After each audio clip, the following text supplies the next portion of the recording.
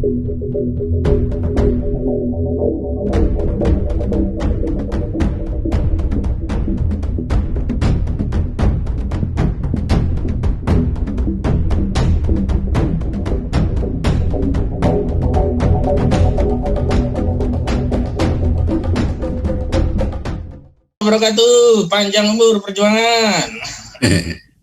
Nah, alhamdulillah ya, panjang umur perjuangan ya, lebar terus ya rezeki yang datang. Gitulah kira-kira. Ya Pak Khozinuddin, sebelum kita masuk ke persoalan ini kan kita tentu ingin tahu ya kaitannya dengan hukum ya. Apa itu somasi? Ya kan kita juga nggak tahu ya. Nanti somasi dikira solasi, dikira siomay kan, kita juga ini makanan apa ini. Dan kadang-kadang bagi publik ya yang mohon maaf yang belum paham hukum ini kira-kira wah ini kalau saya disomasi ini nanti mesti masuk penjara kan gitu ya. Itu persepsi yang mungkin kita bangun. Nah, kita ingin Pak Khozinuddin menjelaskan dulu ya apa itu somasi, nanti efeknya itu kayak apa dan sebagainya ya, sebelum nanti kita membahas kaitan somasi. Bang Haris Azhar, silakan Pak Khozinuddin. Ya, somasi itu adalah metode yang ditempuh bagi satu pihak untuk menegur pihak lainnya dalam rangka mengingatkan, tapi juga bisa dipahami sebagai ultimatum gitu. Ultimatum itu adalah sebuah ancaman. Biasanya kalau dalam konteks perdata, somasi tadi digunakan dalam rangka sebagai langkah yang ditempuh sebelum menggugat, agar gugatan itu tidak dikatakan oleh pengadilan sebagai gugatan yang prematur. Misalkan menggugat orang untuk membayar hutang, disomir dulu agar dia membayar. Kalau dia tidak mau bayar hutang baru digugat. Kadang-kadang kan kalau langsung digugat belum disomir, nanti lawan mengatakan mengeksepsi, loh ini belum tepat saatnya dibawa pengadilan, wong dia nggak pernah nagih, saya mau bayar tapi dia nggak pernah nagih, kira-kira gitu kalau perdata.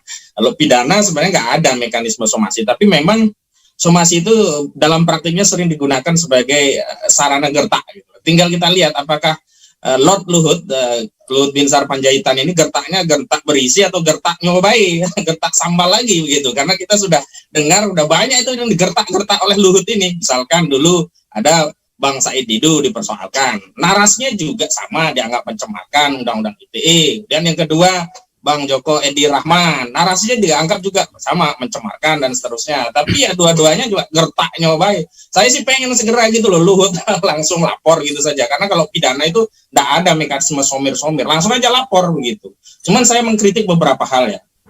Yang pertama, saya mempersoalkan setiap hal yang berkaitan dengan saudara Luhut Binsar Panjaitan itu disampaikan oleh juru bicara yang namanya Jody Mahardi.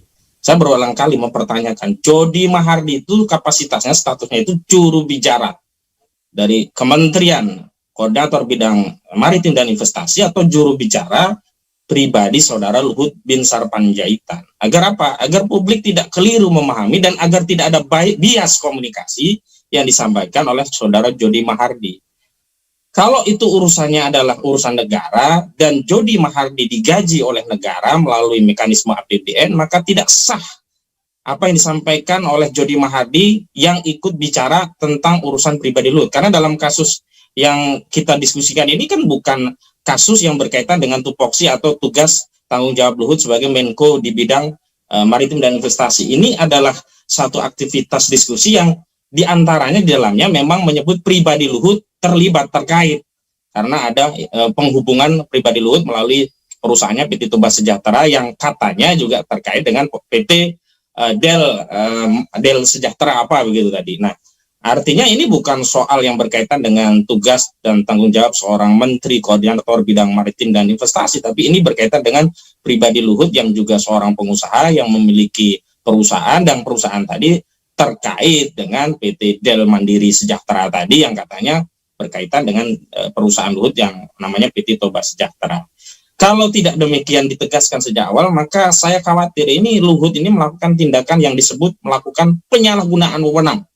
Penyalahgunaan jabatannya, kalau sampai ya alokasi anggaran gaji saudara Jody Mahardi itu dari negara, tapi menjalankan fungsi-fungsi yang bukan untuk dan atas nama negara, bukan untuk dan atas nama Menko di bidang maritim dan investasi. Sehingga ada upaya yang disebut dengan penyalahgunaan wewenang sebagaimana diatur di ketentuan pasal 3 Undang-Undang Tipikor, Undang-Undang nomor 31 tahun 1999. Dan kalau ada anggaran negara masuk untuk Jody Mahadi dalam bentuk gaji, sementara tupoksi Jody Mahadi tidak mengurusi kementerian koordinator bidang maritim dan investasi, tapi untuk ngurusi pribadi saudara Luhut Binsar Panjaitan. Nah, ini berarti telah terjadi kerugian keuangan negara dan ini korupsi gitu.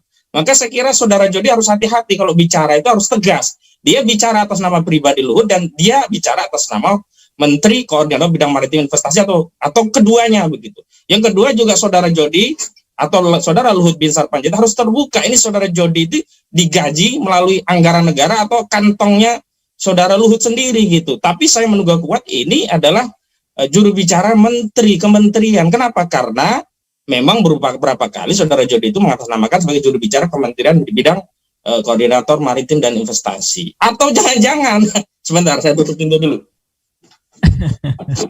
Ya, pemirsa. Nah, ini ya. Jangan-jangan saudara Jody Mahadi itu ikut-ikutan Luhut. Jadi kalau Luhut itu kan terkenal dengan istilah mensegur ya, menteri segala urusan, apa aja dikerjain.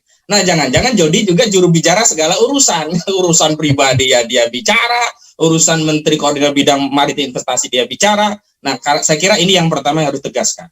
Yang kedua, ini kan soal yang dipersoalkan kan dianggap ada pencemaran, ada kemudian kebohongan begitu. Nah, saya melihat ini ada narasi bahwa Luhut akan merubah strategi dari yang sebelumnya hanya melaporkan dengan delik pencemaran, di mana kalau delik pencemaran kalau menggunakan Undang-Undang ITE itu pasal 27 ayat 3 Undang-Undang nomor 11 tahun 2008 yang sudah diubah jadi Undang-Undang nomor 19 tahun 2016. Itu ancaman pidananya memang cuma 4 tahun. Mungkin kurang seksi karena dulu melaporkan Bang Said Didu itu menggunakan pasal ini, jadi tidak bisa langsung nahan Bang Said Didu gitu. Saya khawatir kemudian ini menggunakan pendekatan Undang-Undang nomor 1 tahun 1946, khususnya pasal 14 ayat 1 yang menjerat Habib Rizik Syihab tentang menyebarkan kabar atau berita bohong yang menimbulkan keonaran. Nah, ini kan lagi seksi nih. Pasal waktu bentar-bentar digunakan untuk nangkap aktivis, penjara, habis itu vonis.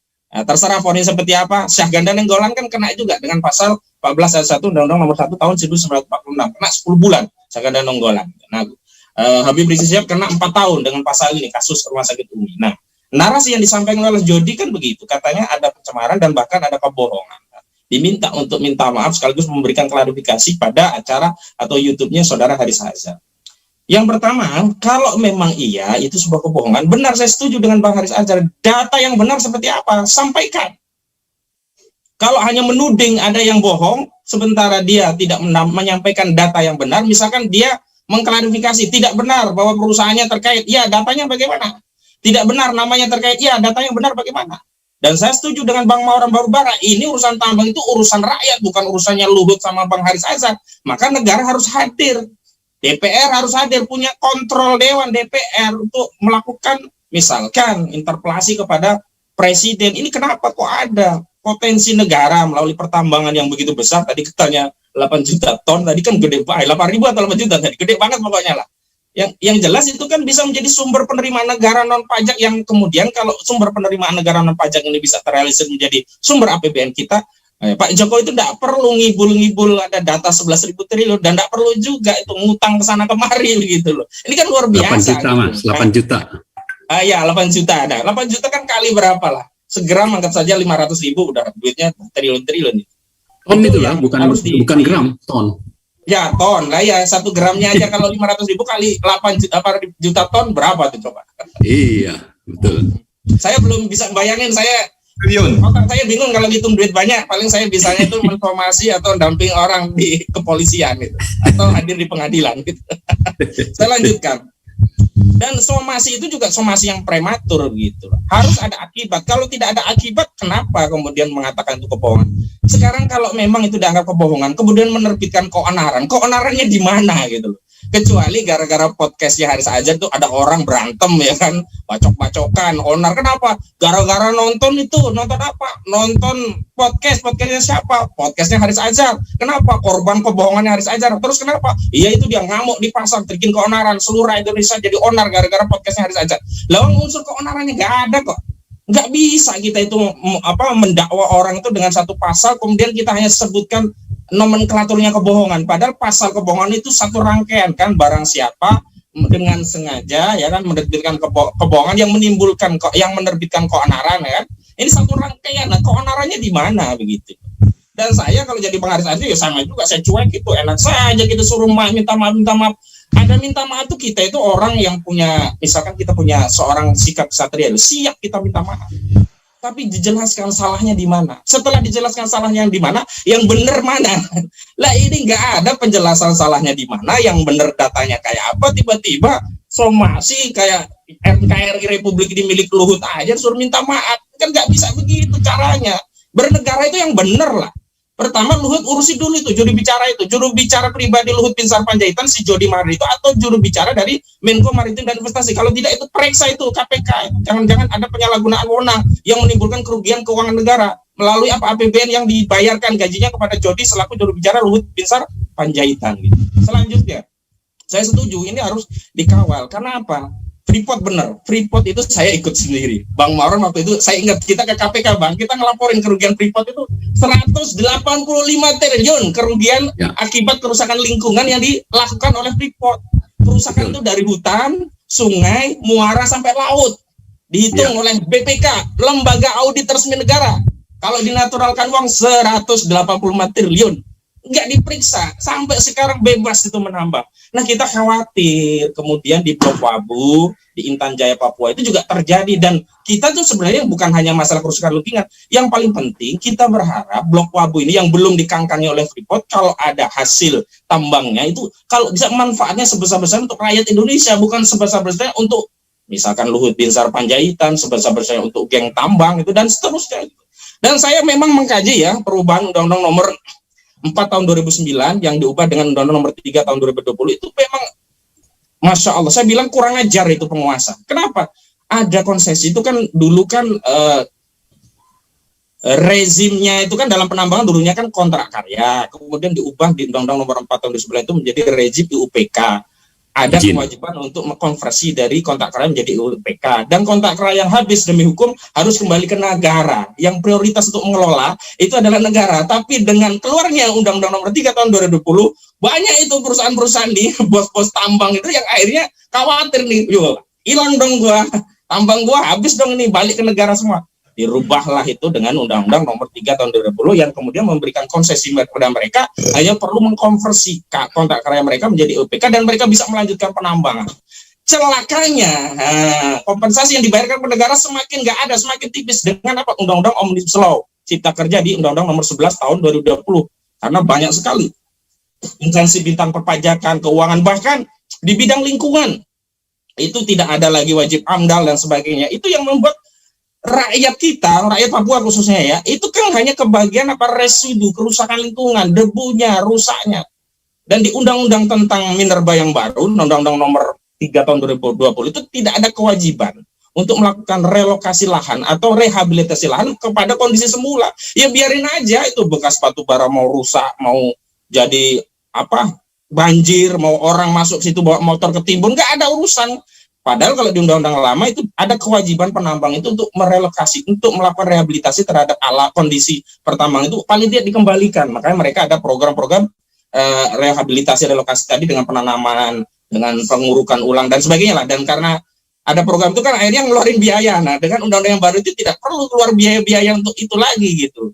Dan saya juga kecewa ya dengan pengelolaan sumber daya alam kita, karena selama ini memang ruhnya itu liberalisme ekonomi, kebebasan kapital. Maka siapa yang punya kapital bisa menambang itu. Padahal kalau kita mau gali ya secara filosofis, Bang Marwan nanam duren itu tumbuh lebat.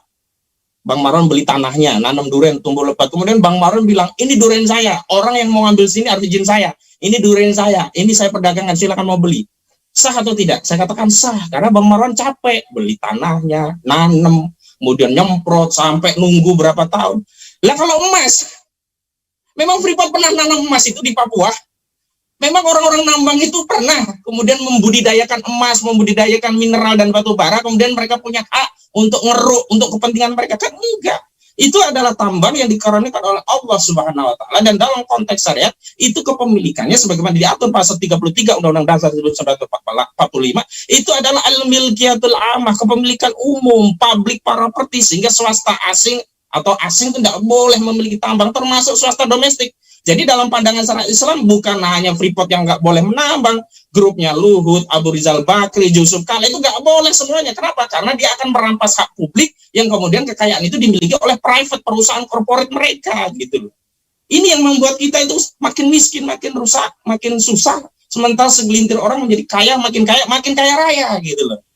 Dan dalam kasus somasi kepada Bung Haris Azhar ini, saya kira di kertas sambal saja lah. Udahlah kita ikutinlah gimana gayanya nanti Luhut Binsar Panjaitan. Apa benar Opung akan melanjutkan? Soalnya 3 kasus sebelumnya juga kertak nyobai begitu. Ya. Bismillahirrahmanirrahim. Assalamualaikum warahmatullahi wabarakatuh.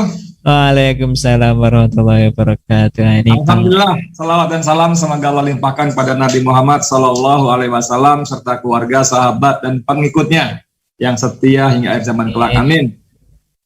Terima kasih banget buat Mas Slamet, Cak Hanif dan kawan-kawan. Saya juga nggak ngerti nih kenapa dilibatkan dalam diskusi yang ngeri-ngeri seperti ini nih.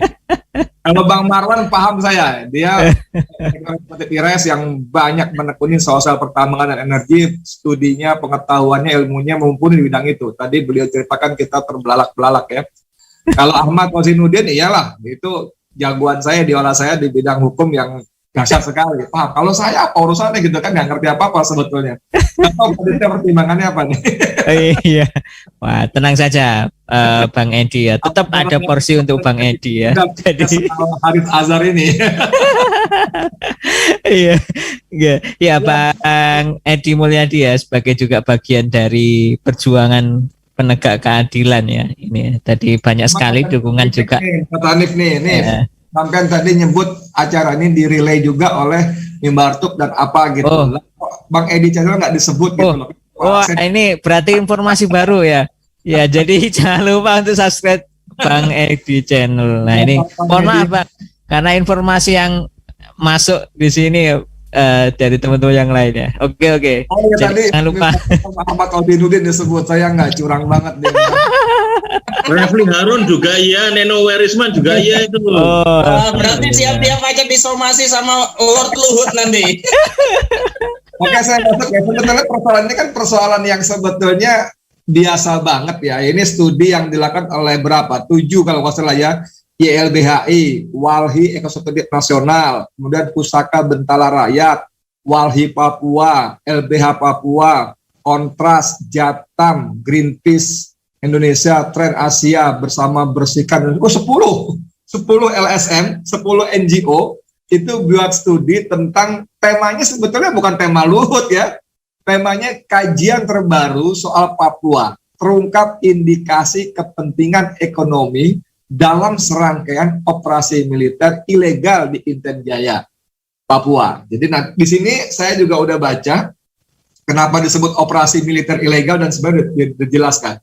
Cuman memang dalam studi ini menyebut beberapa nama jenderal ya, yang kebanyakan purnawirawan, mantan pejabat militer, yang duduk pada komisaris-komisaris di perusahaan-perusahaan yang terlibat di sana. Sehingga teman-teman 10 NGO ini menarik garis benang merah bahwa ada hubungan antara operasi militer ilegal yang menurut mereka tadi dengan kepentingan ekonomi para mantan jenderal tadi. Nah, menariknya adalah bahwa seperti kata Ahmad Kozinudin ini, Luhut ini baperan. Saya juga heran ya. Orang baper itu kalau perempuan biasanya lagi mens. Sorry ya, bercanda tapi ini faktanya begitu. Lu pakai sampai ada istilah, lu kenapa sih baper banget lagi mens ya lah gitu. Dan kita kan tahu pasti bahwa Luhut kan nggak pernah mens karena dia laki-laki. Tapi ya tadi yang kalimat-kalimat seperti Bang Marwan ini, saya tertarik betul. Memang harus ada orang pihak yang berani ngelawan Luhut supaya dia tahu bahwa Indonesia ini punya semua, punya 270 juta jiwa lebih penduduknya.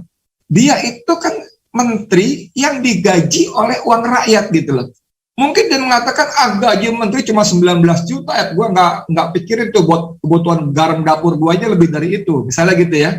Tapi jangan lupa dengan posisi menterinya itu, dia punya macam-macam fasilitas. Termasuk dia punya berbagai kewenangan sebagai Menko Maritim dan Investasi. Belum ada sebagai Menteri Atasi Segala Urusan. ASU. Atasi Segala Urusan. Ya kan?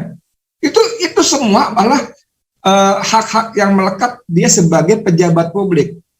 Misalnya nih, saya nggak berani memberi contoh, Ahmad Khozinuddin membayangkan misalnya suatu ketika entah bagaimana yang terjadi, tiba-tiba Jokowi iseng disodori kertas isinya Kepres, keputusan presiden yang menyebutkan dengan ini saya berhentikan Luhut dari segala jabatan publiknya, ini.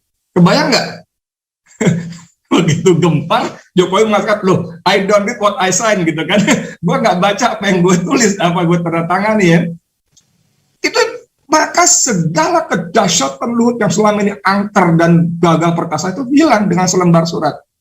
Jadi betapa pentingnya selembar surat tadi, itu adalah bentuk dari mandat yang diberikan oleh rakyat. Jadi please, jangan dikit-dikit somasi. Tadi bagus sekali Ahmad Khozinuddin mengatakan, ini persoalan perdata, kalau itu memang soal yang keliru, yang benar bagaimana? Kalau itu pencemaran nama baik, mencemarkannya di mana? Lawang ada anggota Dewan DPD Papua mengatakan, ayo kita buka-bukaan aja bagaimana praktek bisnis kalian selama ini di tempat kami. Tempat Papua maksudnya ya. Teman saya, senior saya, Bang Asy'ari Usman sampai menulis di FNN, Pak Luhut, Anda menjadi kaya raya tanpa noda, gitu loh. Jadi sudah jadi common sense ya. Tolong sampaikan juga kepada Jody yang dipersoalkan oleh Ahmad tadi, betul banget. Saya juga lama ingin mempersoalkan Jody ini siapa, jubirnya siapa. Kalau jubirnya Luhut sebagai apa? Kalau jubirnya menteri ya nggak usah ikut, nggak usah ngomong soal somasi, ini urusan pribadi. Kalau jubirnya menteri, pribadi ngapain dia berkantor di kantor kementerian? Ini kan perlu hal-hal yang clear sekali. Jody ini siapa gitu. Nah, kembali ke soal tadi. Jadi kalau ini dianggap pencemaran nama baik, cemarnya di mana? Sampai seorang anggota DPD dari Papua, ayo kita buka-bukaan kelakuan kalian bagaimana di tempat kami. Sampai seorang senior saya mengatakan, Pak Luhut, apa Anda menjadi kaya raya tanpa noda? Oh, itu dahsyat sekali itu artikel pendeknya Bang Asy'ari Usman itu. Dahsyat itu. Jadi apa yang dilakukan oleh Luhut sebagai pengusaha, sebagai penguasa sekaligus pengusaha, itu luar biasa sekali. Sangat dahsyat sekali. Dengan privilege-nya, dengan segala hak istimewanya dan sebagainya. Belum kalau kita bicara sama Joko Edi kan soal Zairek ya. Bagaimana Joko Edi menulis dengan gamblang tanpa tedeng aling-aling dia mengakuisisi Zairek sekian mayoritas gitu ya. Hanya untuk, tanda kutip kata Joko Edi, untuk menampung proyek laptop yang 10 juta per unit, yang ternyata sebetulnya cuma nggak sampai 5 juta harganya.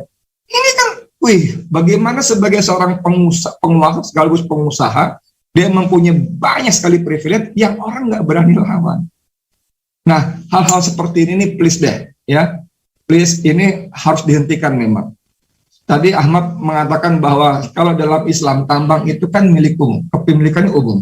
Yang itu sebetulnya sudah diadopsi dalam Undang-Undang Dasar kita pasal 33 yang sayang sekali dalam prakteknya diliberalisasi ugal-ugalan. Walaupun pasal pertamanya mengatakan tanah, air, kandungan alam, segala macam dan sebagainya dimanfaatkan untuk kepentingan rakyat sebesar-besarnya, itu kan pasal pertamanya. Pasal berikut-berikutnya kan liberal sekali. Soal-soal begini Bang Marwan jauh lebih paham daripada saya. Nah, poinnya adalah bahwa bagaimana sebetulnya kita ingatkan kepada para pejabat publik. Saya mendukung betul sikap Haris dan Fathia ya. Ngapain minta maaf? Salah gue apa? Kalau emang itu salah, benernya di mana? Datanya seperti apa? Ayo kita buka-bukaan. Dan saya hakul yakin mereka tidak akan berani buka-bukaan. Saya seorang yang nggak jelas statusnya, saya orang jalanan aja, saya tantang. Ayo Luhut, kita buka-bukaan soal data, soal COVID dan sebagainya. Ayo kita buka-bukaan. Sampai sekarang kan saya nggak di respon. Nah, Hanif dan kawan-kawan yang saya hormati, hal-hal seperti ini memang menunjukkan bagaimana di negara Indonesia yang ngakunya demokrasi ini, ternyata aspek unsur kekuasaan itu masih sangat dominan. Seolah-olah pemerintah itu tidak pernah salah. Seolah-olah pejabat itu selalu benar. Seolah-olah penguasa itu bisa berlaku semau-maunya. Kalau dalam common sense publik ya, Bagaimana Papua yang dikenal berlimpah, Blok Wabu itu adalah peninggalan Freeport. Itu terpaksa karena ada aturan bahwa maksimal konsesi wilayah pertambangan itu 25.000 hektar maksimal. Tapi Freeport punya sampai 900.000 hektar lebih, ya kan? Lalu karena ada peraturan itu, maka dikembalikan sebagian, yang sisanya masih sekitar 100.000 hektar itu pun masih melampaui amanat undang-undang. Dan dikembalikan namanya Blok Wabu antara lain. Dan itu punya potensi emasnya 8,1 juta troy ounce, bukan ton ya, troy ounce. Dengan harga sekarang sekitar 900.000 per kilogram, maka uang ada di sana sekitar 244 triliun. Dahsyat bos, 244 triliun itu dahsyat sekali. Dan itu tentu sangat menggiurkan. Makanya begitu Haris dan kawan-kawan menyebut-nyebut nama jenderal itu, yang lainnya nggak ngomong apa-apa kok. Ada beberapa jenderal loh, jenderal tentara, maksudnya angkatan darat, jenderal polisi disebut-sebut di situ di studi tadi. Yang lainnya nggak punya apa-apa kok, cuma Luhut aja yang apa pecicilan gitu ya. Tahu pecicilan nggak? Karena apa? Karena mungkin dia berpikir gua berkuasa, ini kurang ajar nih anak-anaknya si Haris Papia dan kawan-kawan nih. Kurang ajar coba-coba lawan gue. Yang lain nggak punya apa-apa. Justru mungkin kalau bisa mereka sembunyi, udah jangan sampai terbuka. Tapi ini Allah punya, sebagai penutup, saya pikir ini Allah punya rencana. Allah punya kerja. Dengan disomasi begini, orang yang nggak tahu menjadi tahu. Dan sekali lagi, saya rasa seperti juga saya, kalau Bang Marwan Karwana, Bang Des studi di situ, menjadi tahu bagaimana kelakuan para penguasa kita menjarah alam dengan bemper peraturan. Korupsi itu jahat bos, korupsi itu jahat, tapi yang lebih jahat lagi korupsi yang disusun, dilindungi, difasilitasi oleh peraturan, oleh perundang-undangan. Itu jahat luar biasa. Dan disitulah undang-undang Minerba. Itu undang-undang Minerba itu corruption by law, korupsi by law. Itu bagaimana dasarnya harusnya tahun 2001-2022 ini sejumlah petambang-petambang besar itu mengembalikan konsesinya kepada negara. Selanjutnya terserah negara, seperti kata Bang Marwan tadi, mau dikasihkan ke Antam, mau dikasihkan ke siapa, tapi kembali dulu. Kalaupun kembali lagi ke si anu, tentu ada aturan main lagi. Apa signature sign apa kalau kata Bang Marwan namanya itu ya. Ada klausul-klausul yang bisa dimanfaatkan sebesar-besar kepentingan rakyatnya. Dan kepemilikannya juga diatur begitu rupa. Saya kira itu, Hanif dan kawan-kawan, terima kasih banyak sebelumnya. Mudah-mudahan bermanfaat. Mohon maaf kalau ada yang salah-salah. Assalamualaikum warahmatullahi wabarakatuh.